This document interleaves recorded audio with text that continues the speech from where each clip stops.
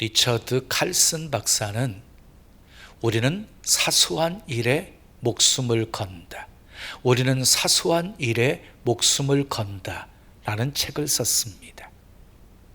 우리는 가족 중에 어려운 일을 당한다든지 혼사가 있다든지 중요한 일이 생기게 되어지면 온 가족들이 서로 합심을 합니다. 그런데 지극히 사소한 일로 서로 다투고 싸웁니다. 이번 휴가는 동해로 갈까 서해로 갈까 이것 가지고 서로 싸웁니다. TV를 보면서 드라마 보자, 스포츠 보자 이것 가지고 서로 싸웁니다.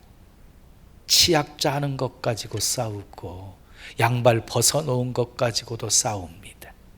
칼슨 박사는 이 사소한 것으로 싸우는 그 다툼에서 극복하기 위해서는 처음으로 돌아가 행동하라 하고 권면합니다.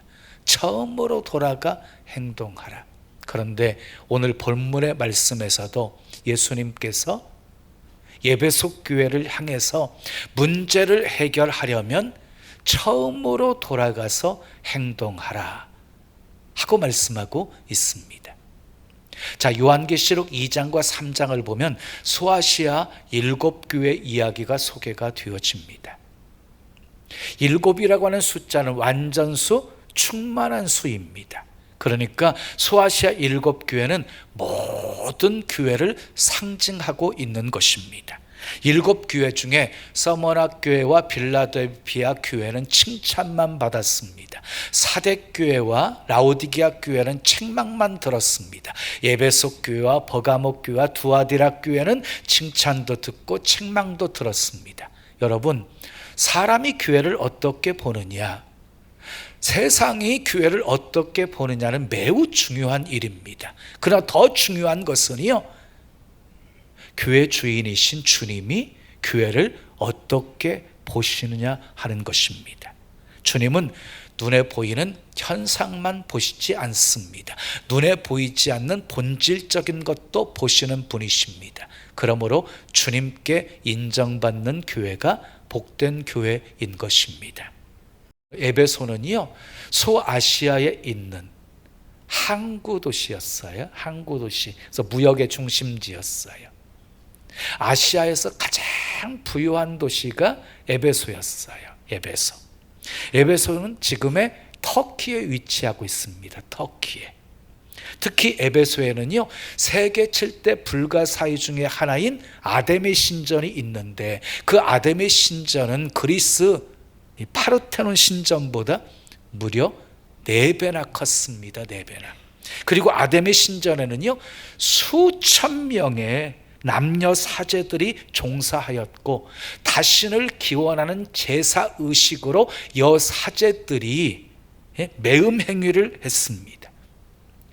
또한 에베소에는 미신이 만연해서 에베소 문서라고 불리우는 부적이 있었어요. 이 부적은 만사 형통 그리고 만병통치 같은 부적이었어요.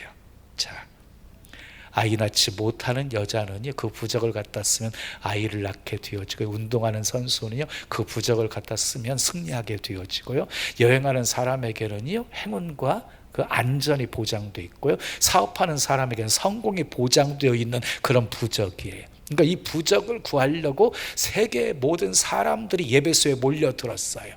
그리고 에베소는요, 각 나라의 문화 문명이 들어왔어요. 그리고 각종 이교 사상들이 들어왔어요. 그래서 에베소에는 향락과 우상 숭배가 성행했습니다.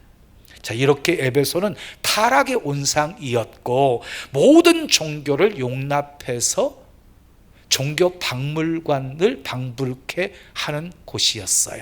그곳에서 길이요 진리요 생명 되신 예수 그리스도를 전한다는 것은 굉장히 무모하게 보이는 일이었습니다. 그럼에도 불구하고 사도 바울은 제3차 여행 때 브리스길라와 아굴라 부부와 함께 에베소에 교회를 개척하게 되어집니다. 그리고 두란노 서원에서 3년 동안 성경을 가르칩니다. 그 결과 우상 숭배 죄악에 빠졌던 수많은 사람들이 회개하고 주께 돌아오는 역사가 일어나게 되어집니다. 자, 바울에게 있어서 에베소는 선교 절정기를 보낸 곳이었어요. 그래서 에베소는 예루살렘과 안디옥에 이어서 제3의 기독교 중심지가 되었습니다. 그런데 개척 초기에는요, 많은 시련과 핍박이 있었습니다. 사도행전 19장을 보게 되어지면 바울의 전도로 인해서 아데미 신상의 모형을 만들어 파는 상인들이 자기들의 생활에 위협을 받게 되어지니까, 생계 위협을 받게 되어지니까 바울과 그리스도인들을 아주 거세게 핍박을 합니다. 그때 성도들은요, 주의 이름을 위해서 참습니다. 견딥니다. 게으르지 않습니다. 오히려 복음을 위해서 수고를 아끼지 않았습니다. 또한 자칭 사도라고 하는 거짓 선생들과 여러 가지 이단으로부터 사상적인 공격을 받았으나 잘 분별해서 물리칩니다. 이런 모습들을 우리 주님이 기억하시고 칭찬하십니다. 본문 2절 3절 함께 읽어요. 시작. 내가 내 행위와 수고와 내 인내를 알고 또 악한 자들을 용납하지 아니한 것과 자칭 사도라 하되 아닌 자들을 시험하여 그의 거짓된 것을 내가 드러낸 것과 또 내가 참고 내 이름을 위하여 견디고 게으르지 아니한 것을 아노라. 주님께서 그들의 아름다운 신앙을 다 알고 계셨습니다. 그럼에도 불구하고 에베소 교회를 향해서 우리 주님은 책망을 하십니다. 이유가 무엇이었습니까? 처음 사랑을 버렸기 때문이었습니다. 본문 4절 말씀 함께 읽어요. 시작. 그러나 너를 책망할 것이 있나니 너의 처음 사랑을 버렸느니라. 여러분, 처음 사랑이 뭐예요? 예수님을 처음 만났을 때 구원의 은혜에 감사하며 기쁨으로 찬양하며 말씀에 붙잡혀 살 때의 모습을 말하는 거예요. 늘 울어도 눈물로써 못 갚을 줄 알아 이 몸밖에 드릴 것 없어 이 몸 바칩니다 고백하며 감사와 감격 속에 충성했던 그 모습을 말하는 것이에요. 그런데 에베소 교회는요, 이단과 싸워서 진리를 수호하고 고난을 참아낸 것까지는 참 잘했는데 정작 처음 믿을 때의 그 순수했던 신앙과 그리고 강렬했던 주님께 향한 그 사랑은 상실해버리고 말았습니다. 겉보기에는 아무런 문제 보이지 않았습니다. 그러나 점점 그들의 가슴은 싸늘해지게 되었고 형식적인 신앙으로 전락해버리고 말았습니다. 신앙의 매너리즘에 빠지게 된 것이에요. 마치 이런 거예요. 부부가 겉으로 보기에는 아무런 문제 없이 사는 것 같습니다. 남편은 밖에 나가서 열심히 일해서 생활비를 벌어다가 꼬박꼬박 갖다 줍니다. 아내는 자식들을 잘 돌보아주고 살림살이를 참 잘합니다. 그런데 부부간에 서로 대화가 없습니다.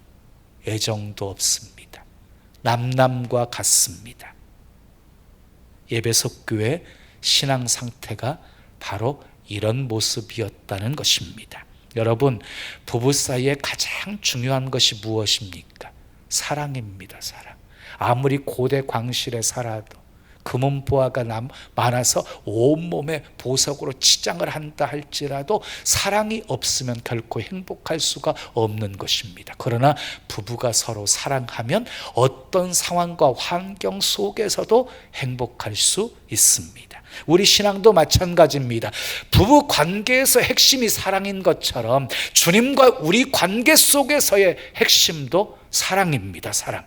아무리 세련된 예배를 드려도 아무리 유창한 기도를 드려도 아무리 큰 봉사를 한다 할지라도 사랑이 없으면 아무것도 아니라는 것입니다. 그래서 사도 바울은 고린도전서 13장에서 이렇게 말씀하고 있어요. 내가 사람의 방언과 천사의 말을 할지라도 사랑이 없으면 소리나는 구리와 울리는 꽹과리가 되고 내가 예언하는 능력이 있어 모든 비밀과 모든 지식을 알고 또 산을 옮길 만한 모든 믿음이 있을지라도 사랑이 없으면 내게 아무것도 아니요.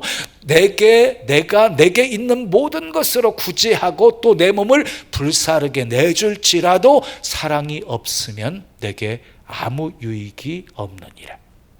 한마디로 말해서 사랑이 없으면 모든 것이 다 헛되다는 것입니다.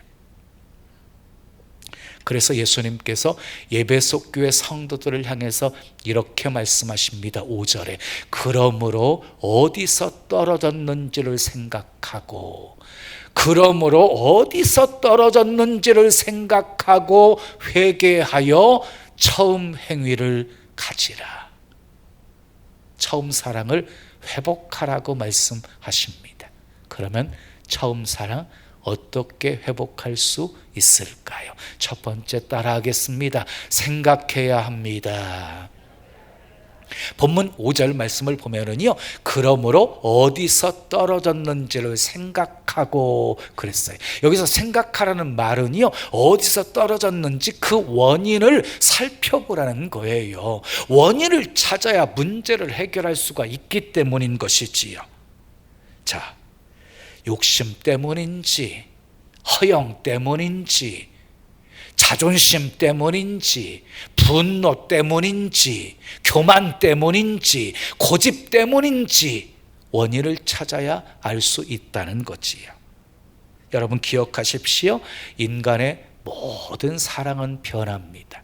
부부의 사랑도 변합니다. 자식들의 사랑도 변합니다. 부모의 사랑도 변합니다. 성도 간의 사랑도 변합니다. 교역자들, 목회자들의 사랑도 변합니다.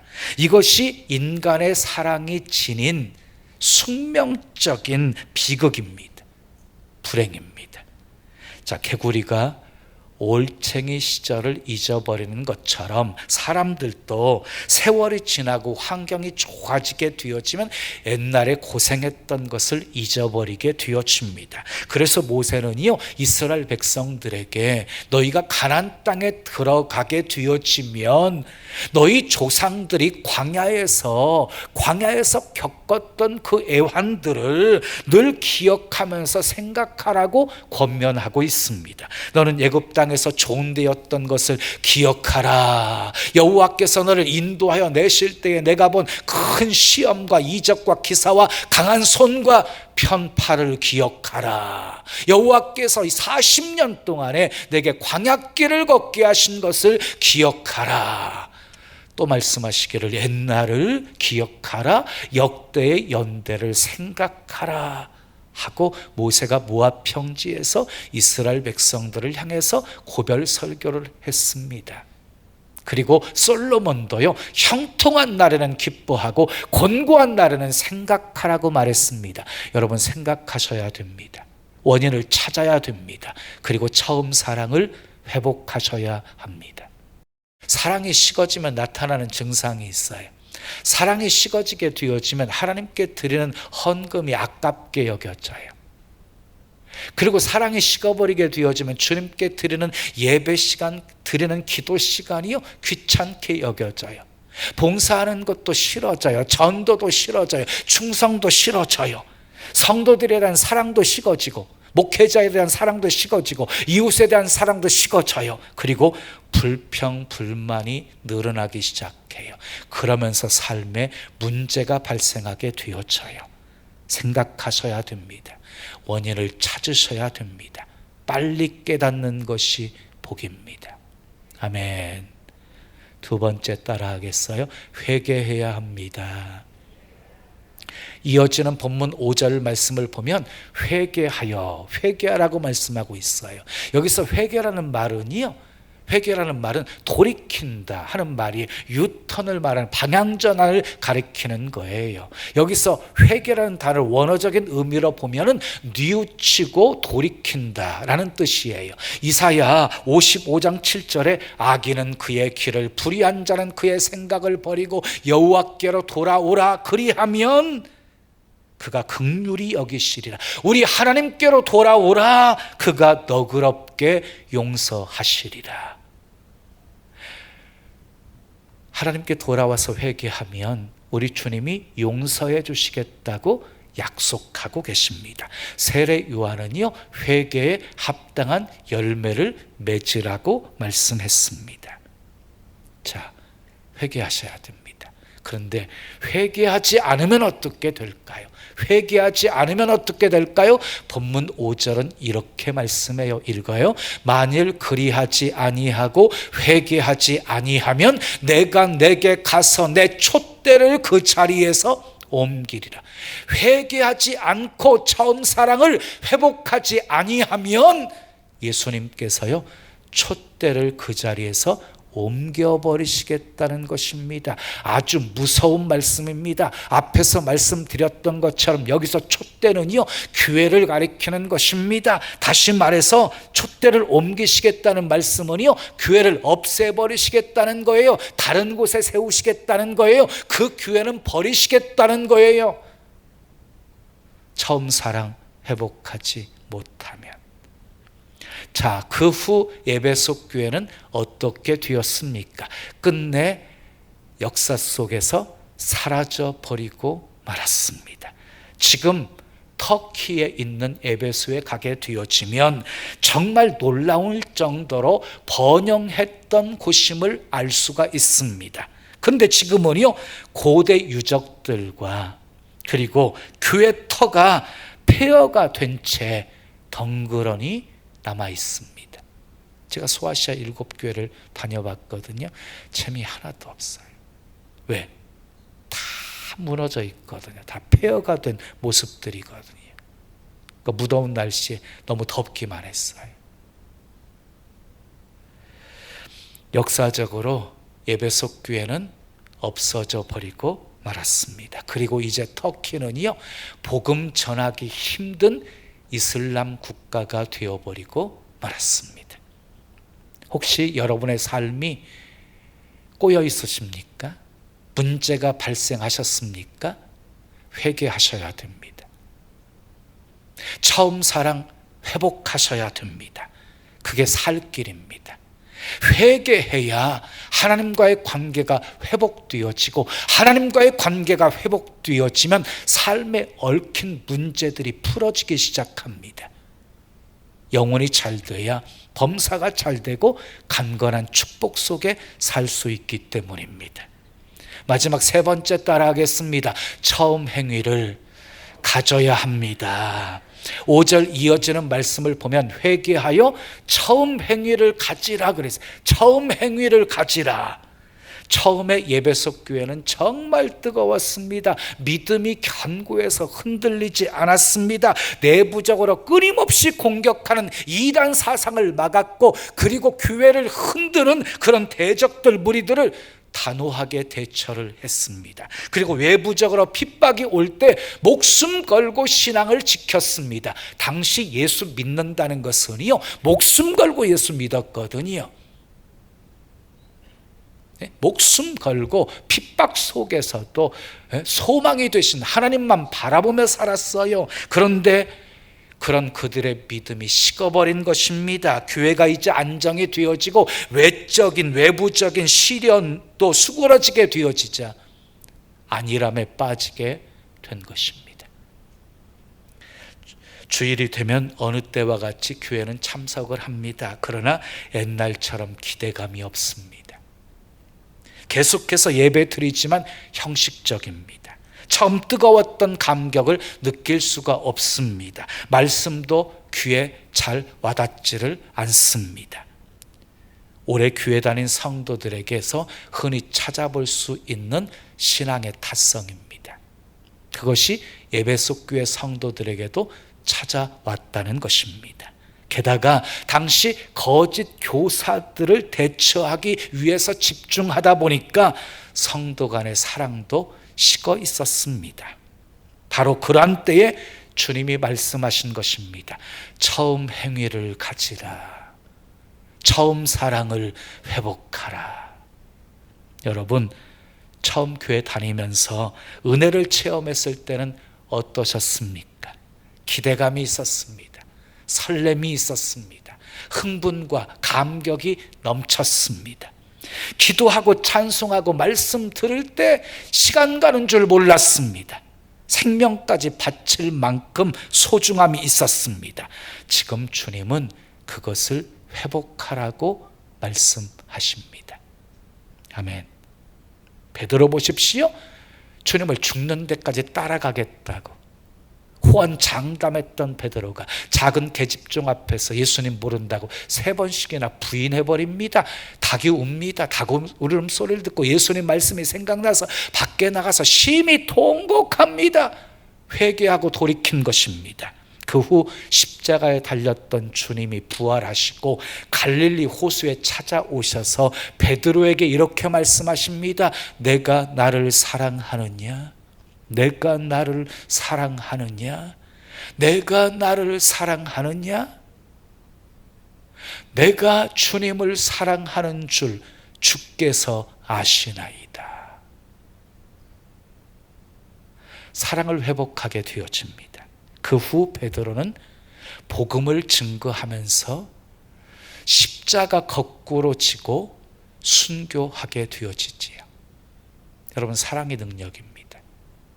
사랑을 고백했을 때 주님이 내 양을 먹이라, 내 양을 치라 사명을 주십니다.